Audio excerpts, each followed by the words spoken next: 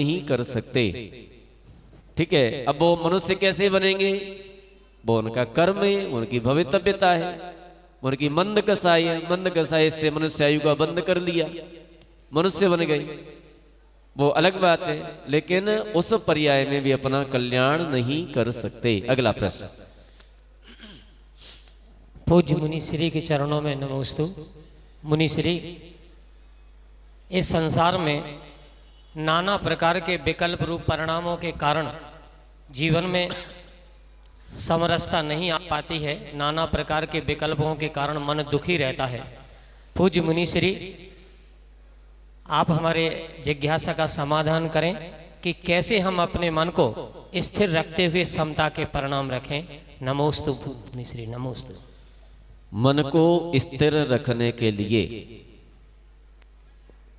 मन को स्थिर रखने के लिए कुछ करना पड़ता है।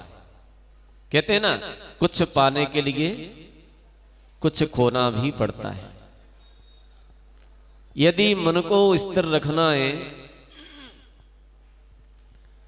मन को अपने कंट्रोल में करना है, तो जितना जितना हम त्याग करेंगे, संयम के साथ रहेंगे, उतना उतना मन हमारा कंट्रोल में होगा, वश में होगा। और यदि हम मन को स्वच्छंद छोड़ देंगे, जैसा मन में आए वैसा करते जाएंगे, तो याद रखना, 3 काल में भी तुम्हारा मन बस में नहीं हो सकता। कहते ना, भोग भोगते भोगते तृप्ति हो जाएगी। भोग भोगते भोगते कभी तृप्ति नहीं होती। अगर भोग भोगते भोगते तृप्ति हो जाती तो अभी तक आपकी तृप्ति हो जाना चाहिए थी, लेकिन नहीं हुई। कहते ना, सोचा करता हूं भोगों से बुझ जावेगी इच्छा ज्वाला, परिणाम निकलता है लेकिन मानो पावक में घी डाला। करते जाओ इच्छाओं की पूर्ति। जैसे अग्नि कभी घी से नहीं बुझती, अग्नि कभी पेट्रोल से नहीं बुझती, इसी प्रकार से मन की इच्छाएं कभी समाप्त नहीं होती। अब क्या करें, कैसे समाप्त हो? त्याग कीजिए, कंट्रोल कीजिए, संयम को लीजिए। एक बार हमने एक उदाहरण दिया था कि मान लीजिए एक बार एक राजा ने एक बकरे को पाला, और राजा की शर्त थी कि जो इस बकरे का पेट भर देगा उसे मैं नौकरी दे दूंगा। और शर्त यह थी कि सारे दिन चाहे तुम खिलाओ पिलाओ, कुछ भी करो, इसको कुछ भी खिलाओ। शाम को राजा उसके सामने घास डालता था।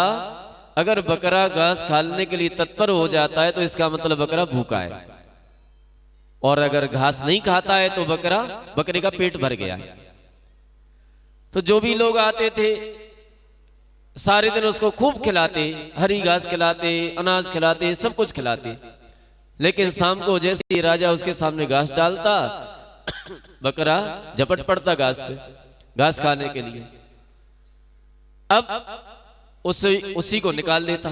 बोले अभी तो बकरा भूखा है, तुम्हें पेट कहां भरा बकरे का? बहुत सारे लोग आए, बहुत सारे लोगों ने प्रयास किया, लेकिन किसी को भी नौकरी न मिल सकी। एक व्यक्ति आया, बोले महाराज हम इस बकरे का पेट भरेंगे। बोले ठीक है, तुम भी आजमा लो। अब वो बकरे को ले गया और उसने बढ़िया से डंडा लिया, और डंडा लिया तो जैसे ही बकरा घास पर मुंह डाले, मुंह के उसके मुंह में एक डंडा मारे खींच के, फिर आगे फिर घास पर मुंह मारे, अनाज पर मुंह मारे, खींच के डंडा मारे, और मारते मारते मारते मारते शाम तक उस बकरे का मुंह सूज गया। इतनी पिटाई की, इतनी पिटाई की कि शाम को मुंह सूज गया उसका। अब बोले महाराज बकरे का पेट भरा हुआ है। अब बकरे को राजा ने देखा, बोले रोज तो बकरा हष्ट पुष्ट आता था, तंदुरुस्त आता था, आज तो ये कैसा ढीला पड़ रहा है, इसकी हड्डियां भी दिखाई दे रही हैं, पेट खाली दिखाई दे रहा है, चलते भी नहीं बन रहा है, और ये कह रहा है बकरे का पेट भरा है, ऐसे कैसे भरा है? ठीक है। बोले महाराज जो आपकी शर्त है उस शर्त के अनुसार आप देख लीजिए, परीक्षा कर लीजिए। तो जैसे ही राजा ने घास डाली उसके सामने, और वो डंडा लिए खड़ा था सामने ही, तो बकरे ने घास की ओर एक नजर डाली और दूसरी नजर उसे डंडे की तरफ डाली। बोले जैसे ही घास पर मुंह मारा तो अभी पड़ता है डंडा खींच के। तो बकरा चुपचाप अपने स्थान पर खड़ा रहा, वह घास की ओर नहीं बढ़ा। क्यों नहीं बढ़ा? जैसे ही घास की ओर बढ़ेगा तो एक डंडा खींच के पड़ेगा। तो चुपचाप बकरा खड़ा रहा। बोले महाराज देखो, बकरे का पेट भरा है, बकरा घास नहीं खा रहा है। राजा ने कहा बात तो सही है, जो हमारी शर्त थी उसके अनुसार तो ठीक है, बकरा घास नहीं खा रहा है। तो ये तो एक उदाहरण माने। इसका कहने का मतलब ये है कि हम एक संयम रूपी डंडा ले लें अपने हाथ में, और जैसे ही मन भोगों की तरफ दौड़ लगाता है, भोगों की तरफ भागता है, तो कह दो आज हमारा अमुक वस्तु का त्याग। एक डंडा मार दो खींच के। जैसे तुम्हारे मन ने कहा कि चलो रसगुल्ला खाएंगे, रसगुल्ला खाने का मन हुआ, तो रसगुल्ला खाने का मन हुआ। अब कहिए कि आज हमारी मिठाई का त्याग। अब मन कहां जाएगा? अब जाएगा थोड़ा सा जाएगा, फिर वापस लौट करके आ जाएगा, वापस लौट आएगा। अब ज्यादा नहीं जाएगा, ज्यादा दौड़ नहीं लगाएगा त्याग है। अब क्या करोगे? अब कुछ नहीं कर सकते, त्याग है। मन ने कहा कि चलो आज पानी की टिक्की पिएंगे, पानी की टिक्की खाएंगे। अब मन ने कहा, अब आप कहिए कि आज हमारे नमक का त्याग। अब नमक का त्याग कर दिया, अब क्या करोगे? अब कैसे खाएंगे टिक्की? नहीं खा पाएंगे। तो इस तरह से मन जैसे ही भोगों में जाता है, जैसे ही विषयों में जाता है, उस वस्तु का हम त्याग कर देते हैं, वहां से उपयोग हटा लेते हैं, तो मन अपने आप शांत होकर के बैठ जाता है। मन ने कहा आज रसगुल्ला खाएंगे, आप निकल पड़े हलवाई की तलाश में, मिठाई की दुकान की तलाश में। मिठाई की दुकान पर पहुंच जाते हैं, रसगुल्ला खाने लगते हैं। आपका जीवन में एक जन्म तो क्या कई जन्म ले लेना, कभी मन शांत नहीं होगा, कभी भी तृप्त नहीं होगा। आज रसगुल्ला खाने को हुआ है, कल इमरती खाने को होगा, परसों और कुछ खाने को होगा, परसों आगे चल के दूसरी मांग करेगा। मन की मांग कभी समाप्त नहीं होती। विचार कीजिए, आपके पास एक साइकिल है, अब आप किसका विचार करेंगे? अब मोटरसाइकिल का विचार करेंगे, मोटरसाइकिल आ जाए। आपके पास मोटरसाइकिल है, अब आप किसका विचार करेंगे? अब कार का विचार करेंगे। अब आपके पास कार भी आ जाए, अब आप हवाई जहाज का विचार करेंगे, हेलीकॉप्टर का विचार करेंगे। यानी मन कभी शांत नहीं होता, मन कभी भरता नहीं है। मन अपनी अपनी डिमांड रखता रहेगा। और हमारे पास साइकिल है, और साइकिल के बाद मन ने कहा मोटरसाइकिल, बोले हमारे परिग्रह का प्रमाण है, साइकिल से ज्यादा हम कोई वाहन नहीं रखेंगे। अब मन क्या करेगा? अब अपने आप शांत बैठ जाएगा, बोले हमारा त्याग है, अब क्या करें, अब त्याग हो गया। इसी तरह से परिग्रह का प्रमाण बनाते रहे, परिग्रह का प्रमाण बना लें, जो शेष परिग्रह उसका त्याग कर देते हैं, तो निश्चित मान के चलना कि हमारा मन बस में हो जाता है, हमारा मन कंट्रोल में हो जाता है। और यदि हम त्याग नहीं करते हैं, मन की इच्छाएं पूरी करते रहते हैं, तो मन कभी भी कंट्रोल में नहीं होता है। अब मान लीजिए, देखिए जितना हम त्याग करेंगे, मुनि महाराज होते हैं, त्यागी वृत्ति होते हैं, इन्होंने त्याग क्यों किया? मन ही का तो खेल है सब कुछ। मन से 85% पाप का आश्रम होता है, मन के द्वारा। कुछ करना नहीं पड़ रहा है, बैठे बैठे, और बैठे बैठे ही कर्म का बंद कर रही है।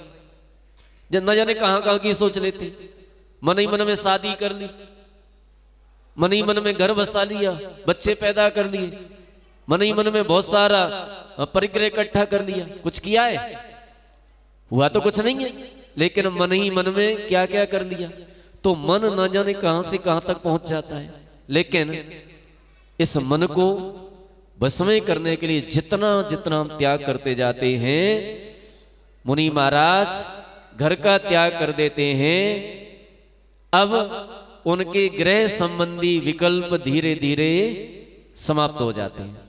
तीर्थंकर भगवान थे, चक्रवर्ती थे, इन्होंने क्यों राज्य को छोड़ा? अरे घर में ही तपस्या कर लेते, घर में ही ध्यान कर लेते। नहीं कर सकते थे, क्योंकि घर में बहुत सारी विकल्पताएं थी, बहुत सारे काम थे, बहुत सारे विकल्प थे मन में।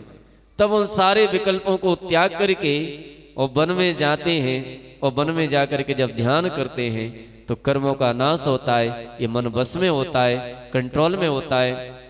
जब तक हम त्याग नहीं करते तब तक कुछ भी कर लो, ये मन वश में होने वाला नहीं है। एक काम करेंगे, घर पे प्रैक्टिकल करना। एक दूध गर्म करने रख देना गैस पे, गैस पे दूध गर्म करने रख देना, और हाथ में माला लेकर के बैठ जाना। अब आपका मन कहां जाएगा? अब कहां जाएगा आपका मन? नमोकार मंत्र पढ़ने में लगेगा कि नहीं लगेगा? अब नहीं लगेगा। क्यों नहीं लगेगा? क्योंकि हमारा ध्येय कुछ और है। और जब हम घर के विकल्पों को त्याग करके भगवान के सामने बैठ जाते हैं तो उस समय ज्यादा नहीं तो थोड़ी देर तो लग ही जाता है। जाएगा भी, लेकिन फिर वापस आ जाएगा, लौट फेर करके फिर वापस आ जाएगा। तो जब तक हम पर वस्तुओं से जितने जितने जुड़े रहेंगे उतना उतना हमारा मन बस में नहीं होता है। इसलिए यदि मन को बस में करना है, मन को अपने कंट्रोल में करना है, तो पहले पर से ममत्व को हटाइए, पर वस्तुओं को हटाइए मन से, और पर वस्तुओं को हम हटाते जाएंगे तो उतना उतना हमारा मन बस में होता जाएगा। और मन के तो बहुत सारे कंट्रोल करने के बहुत सारे तरीके, कभी आना जाप वगैरह भी बता देंगे आपको। जाप करने से 1 घंटा मन, आधा घंटा मन आपका बिल्कुल एक जगह स्थिर रह सकता है, एक जगह आधा घंटे तक, कहीं नहीं जाएगा इधर उधर। उसका तरीका अलग है, उसको हम बता दें, प्रैक्टिकल रूप में बता देंगे उसको। तो इस तरह से भी होता है। अगला प्रश्न समझ में आ गया? मन को बस में करने का तरीका। हाँ, डंडा ले लो, ये हाथ में बड़ा सा संयम का डंडा ले लो, कपड़े वपड़े उतार करके रख दो अलग, और एक संयम का डंडा ले लो, और मन अपने आप कंट्रोल में हो जाएगा, अपने आप बस में आ जाएगा। अगला प्रश्न। नमोस्तु महाराज जी। महाराज जी, जैसे किसी व्यक्ति ने बहुत पाप की हो पहले, और कहता है कि अंत भला सो सब भला, अंत में कर लेंगे, इसका मतलब समझाइए महाराज जी। अंत में कर लेंगे, बात पाप करता है। विराजो विराजो विराजो। देखिए, अंत भला सो सब भला, ये बहुत बिल्कुल सही बात है, गलत नहीं है। लेकिन एक बात भी ध्यान रखना, ऐसे बहुत सारे उदाहरण हैं जो जीवन भर जिन्होंने पाप किया और अंत में वो सुलट गए, सुधर गए। उदाहरण आता है गुरुदत्त मुनि महाराज। गुरुदत्त मुनि महाराज शिकारी थे। कौन थे वो? ऐसा पूज्य गुरुदेव के मुख से हमने सुना था, शिकारी थे वो। और शिकारी थे, शिकार खेलते थे, राजा थे, राजा थे, उन्हें शिकार खेलने का शौक था, तो शिकार खेलते थे। एक बार उन्होंने एक शेर को गुफा के अंदर बंद करके और जला दिया, मार दिया उसको, गुफा के अंदर बंद कर दिया, और आगे से उसमें लकड़ी आदि भर करके, घास फूस भर करके उसमें आग लगा दी, और शेर अंदर जल करके मर गया। लेकिन जब वो ससुराल में आई, अपनी ससुराल में आए, द्रोणगिरी उनकी ससुराल थी, जिसे सेंदपा ग्राम कहते हैं, द्रोणगिरी। वहां ससुराल में आए तो ससुराल में उनको वैराग्य हो गया, और वैराग्य हो गया तो उन्होंने दीक्षा ले ली, और दीक्षा लेकर के गुफा में बैठ करके ध्यान करने लगे तो उनके ससुर साहब ने आकर के उस गुफा में उनके शरीर से रुई लपेट करके और घास फूस भर करके उसमें आग लगा दी। और उसी समय उन्होंने शुक्ल ध्यान पूर्वक श्रेणी आरोहण किया, छपक श्रेणी आरोहण कर दी, उन्हें केवल ज्ञान हो गया और निर्वाण को प्राप्त कर लिया। थे क्या क्या काम करते थे? किसका शौक था? शिकार खेलने का। पापी थे, लेकिन अंत समय वैराग्य को प्राप्त करके मुनि बन करके निर्वाण को प्राप्त कर लिया। ऐसा भी हो सकता है। लेकिन एक बात का ध्यान रखना कि जो व्यक्ति ये कहता है कि अभी तो हम पाप करते रहे, अभी तो पाप में लगे रहे, हम तो अंत में कर लेंगे, हम तो अंत में धर्म कर लेंगे, अंत भला सो सब भला, अंत में मुनि बन जाएंगे, अंत में व्रती बन जाएंगे, अभी तो खूब रात्रि में खाओ, खूब भोग भोगो, जो करना है सो करो, जितने पाप करना है करो, अंत में कर लेंगे। तो ऐसा व्यक्ति अंत में कभी नहीं कर सकता। बिल्कुल ध्यान रखना इस बात को, कभी नहीं कर सकता, नहीं कर पाएगा। अगर इस बात ये बात कोई सोचता है तो कि हम तो अंत में कर लेंगे, अभी तो भोग भोग लो, क्यों नहीं कर सकता? अंत आपने देखा है? किसी को पता है? किसी को पता है कि हमारी वृद्धावस्था आएगी? पता है किसी को? पंडित जी आपको पता है? आपको घर जाने की पता है हम सही सलामत पहुंच जाएंगे? आप कैसे कह सकते हो कि अंत में हम कर लेंगे? क्या करोगे अंत में? क्या पता है तुम्हें अंत का? इसलिए ऐसा नहीं सोचना चाहिए कि अंत में कर लेंगे, अंत भला सो सब भला। हाँ, आज ही प्रारंभ कर दो, जो गई सो गई उसे जाने दो, लेकिन जो बची है उसमें आज ही से प्रारंभ कर दो। अब कहो कि अंत भला सो सब भला, अब हो जाएगा तुम्हारा भला, क्योंकि अब तुम व्रती बन चुके हो, अब तुम्हारा अंत भला हो जाएगा। ये कहता है कि हम तो लास्ट में कर लेंगे। जब हम छोटे थे, छोटी उम्र थी हमारी, 13 साल की उम्र थी, तो उस समय हमने पानी छोड़ दिया, रात्रि में पानी का त्याग कर दिया। पूरा नहीं किया था, 1-2 महीने के लिए रात्रि में पानी का त्याग कर दिया। अब एक हमारे कोई मित्र थे, तो वहां पर उनकी बर्थडे थी, उसमें गए तो उन्होंने हमें नमकीन और क्या होता है केक, चाय और ना जाने क्या क्या दिया। बोले खाओ, तो हमने कि हम तो नहीं खाते रात्रि में। बोले क्यों? हमारा रात्रि में त्याग है। बोले चाय पी लो, हमारा पानी का त्याग है। बोले पानी भी हमने नहीं पिएंगे। तो वो एक जने बोले क्या त्याग करते हो? अभी तुम्हारी त्याग की उम्र है, अभी तुम्हारी त्याग की उम्र है, अभी तो खाने पीने के दिन है। तो हमने कहा अच्छा बताओ त्याग की कौन सी उम्र होती है? बोले बुढ़ापे में होती है त्याग की उम्र, बुढ़ापे में करना। तो हमने कहा अच्छा एक काम करो, हमने कहा हमारे तो खाने पीने के दिन है, छोटी उम्र है, तो हम खा लेते हैं, लेकिन आज आप त्याग कर दो, क्योंकि आपकी उम्र तो वृद्धावस्था हो चुकी है, आपके बाल भी सफेद हो चुके हैं, सब कुछ हो चुका है, और वो तो रात्रि में भोजन भी करते थे। तुमने आप त्याग कर दो, हम खा लेते हैं। अब तो चुपचाप रह गए, नहीं अब तो समस्या। हमने कहा आप ये बताइए कि आप हमारा बुढ़ापा आपने देखा है? कि आप गारंटी के साथ कह सकते हैं कि हमारा बुढ़ापा आएगा? बोले ये तो नहीं कह सकते। तो हमने आप कैसे कह सकते हैं कि त्याग की उम्र बुढ़ापे में होती है? हमारा बुढ़ापा आए ना आए क्या भरोसा है? किसी को भरोसा है? बोले नहीं, ये तो नहीं कह सकते कि बुढ़ापा आएगा, इसका कोई भरोसा नहीं है। तो हमारा अंत कैसा हो, बुढ़ापा आए ना आए, वृद्धावस्था आ पाए ना आ पाए, इसका हम कोई भरोसा नहीं है। इसलिए ये मत सोचिए कि अंत भला सो सब भला। आज ही से त्याग करना प्रारंभ कर दीजिए, आज ही से साधना प्रारंभ कर दीजिए। अगर आज से प्रारंभ कर दिए तो पक्का मान के चलना कि तुम्हारा अंत भला हो जाएगा, और आज से प्रारंभ नहीं किए तो कोई भरोसा नहीं हमारा अंत भला होगा या नहीं होगा।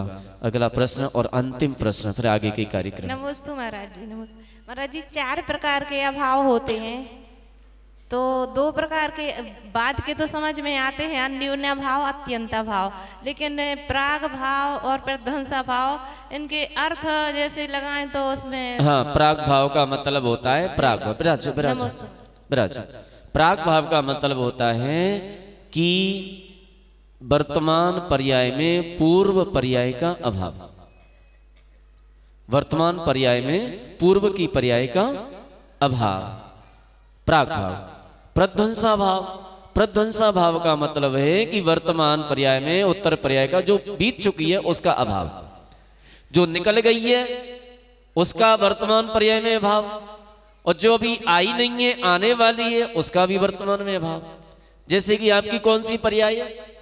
दूध में दही का अभाव, तो ये कौन सा अभाव है? एक मिनट, हम बता रहे हैं ना। आपकी कौन सी पर्याय है अभी? मनुष्य पर्याय है। इसमें देव पर्याय है क्या? देव पर्याय का भी अभाव है कि नहीं? तो ये क्या हो गया? प्राग भाव। ये कौन सा हो गया? प्राग भाव। पूर्व की पर्याय का वर्तमान की पर्याय में अभाव। आप पहले कौन थे? आपका पहले बचपन था, आप पहले बालिका थे, अभी है क्या? अभी वर्तमान में जो आप बालिका थी पहले, उस बालिका पर्याय का वर्तमान की पर्याय में अभाव। ये कौन सा हो गया? प्रध्वंसा भाव। माने ध्वंस हो चुकी है पर्याय, नष्ट हो चुकी है पर्याय, उसका वर्तमान पर्याय में अभाव। और प्राग भाव जो आने वाली पर्याय है उसका वर्तमान में अभाव। ठीक है ना? दूध का, दूध में दही का अभाव, दूध में दही का अभाव, प्राग भाव। प्राग भाव। अच्छा, दही में दूध का, दही में दूध का अभाव, प्रध्वंसा भाव। प्रध्वंसा भाव। आ गया समझ में? ठीक है महाराज। ठीक है। आगे जो है आगामी काल में अष्टानिका पर्व में अपने यहां पर कल्पद्रुम महामंडल विधान होने जा रहा है। कौन सा विधान होने जा रहा है? ताली बजाने से काम नहीं चलेगा, केवल ताली बजा के घर पे बैठ जाओ, विधान में बैठना पड़ेगा, ध्यान रखना। और ये विधान भगवान महावीर के 2550वें निर्वाण महोत्सव के उपलक्ष्य में हो रहा है। उनका कौन सा निर्वाण महोत्सव है इस बार? स्वर्णिम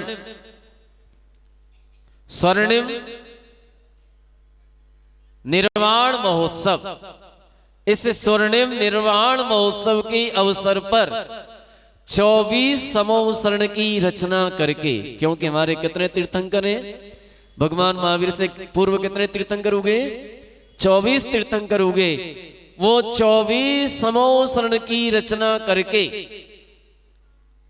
और एक कल्पद्रुम महामंडल विधान, जो कि चक्रवर्तियों के द्वारा किमिच्छिक दान दे करके किया जाता है। किमिच्छिक दान, और किमिच्छिक दान का क्या प्रभाव होता है कल हमने बताया था। किमिच्छिक दान का मतलब तुम्हारी क्या इच्छा है, और वो दान दे करके वो चक्रवर्ती विधान करता है।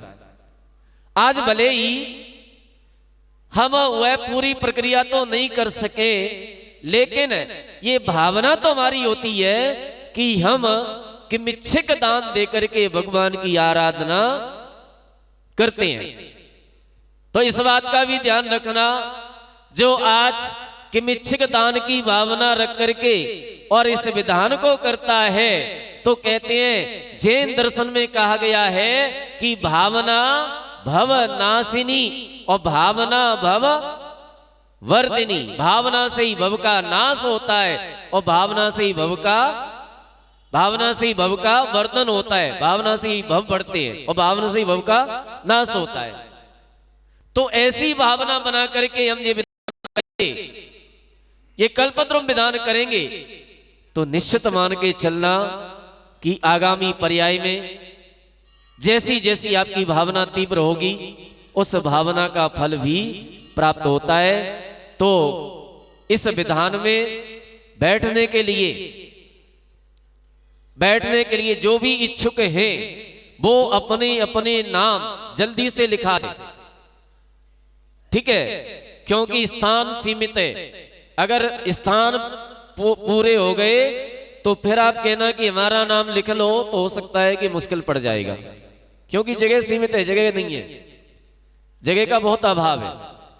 इसलिए आप अपने अपने नाम लिखा दीजिए।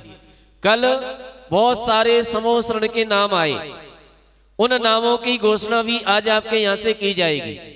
जिनके नाम नहीं आ पाए हैं और वो चाहते हैं कि भगवान महावीर के इस स्वर्ण निर्वाण महोत्सव के अवसर पर हम भी एक अपनी ओर से विधान करें, क्योंकि अभी हम किनके उसमें है, शासन काल में, किसका शासन काल चल रहा है, और उन्हीं के शासन काल में उन्हीं का विधान नहीं कर पाए तो बेकार है तुम्हारे जीवन में, तुम्हारा धन कोई काम का नहीं है।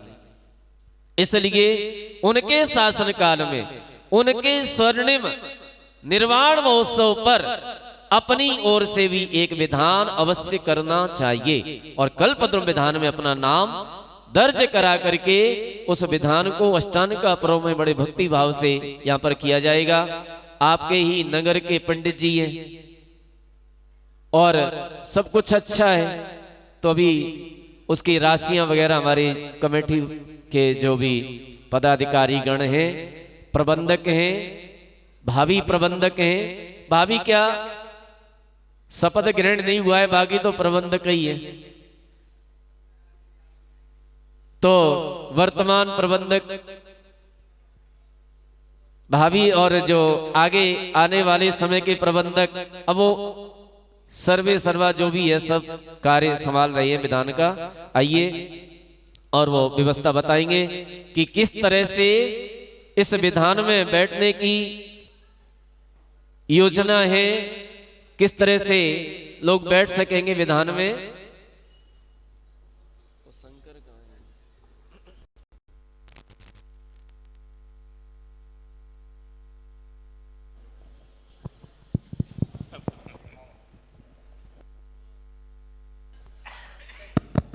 नाम जो है नामों की घोषणा करेंगे। जिन जिन महानुभावों ने अपना सहयोग किया है, अपने